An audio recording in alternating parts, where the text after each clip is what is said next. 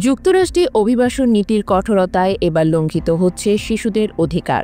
Donald ট্রাম্পের প্রশাসন গত কয়েক মাসে ৫৩,০০০-এরও বেশি অভিবাসী শিশুকে দেশ থেকে বহিষ্কারের আদেশ দিয়েছে, যাদের বেশিরভাগই প্রাথমিক বিদ্যালয়ে পড়ে বা তার চেয়েও ছোট।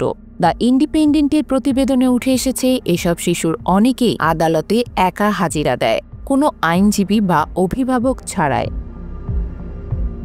ডোনাল্ড ট্রাম্প ক্ষমতায় ফেরার পর থেকেই অভিবাসন নীতিকে প্রধান এজেন্ডা বানিয়ে গত জানুয়ারি থেকে কঠোরতা জারি করেছে। আদালতের রেকর্ড বলছে, এপ্রিলে মাত্র এক মাসেই ১১ বছর বা তার কম বয়সী ৮,৩০০ শিশুকে বহিষ্কারের আদেশ দেওয়া হয়েছে।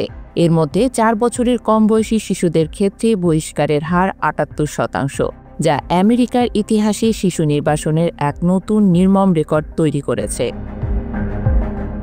প্রশ্ন উঠেছে, এই শিশুরা কারা, তাদের অপরাধী বা কি? এই শিশুদের অধিকাংশই এসেছে মধ্য ও দক্ষিণ আমেরিকার দরিদ্র দেশগুলো থেকে।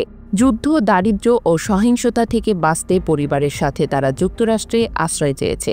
কিন্তু ট্রাম্প প্রশাসনের মতে তারা অবৈধ অভিবাসী। তাদের শৈশবকে বিবেচনায় না নিয়ে বরং অপরাধীর চোখেই দেখছে। অনেক শিশুকে আটক শিবিরে মাসের পর মাস রাখা হচ্ছে, কোনো আইনি সহায়তা ছাড়াই। দ্য ইন্ডিপেন্ডেন্টের প্রতিবেদনে মর্মান্তিক এক ঘটনা সামনে আসে।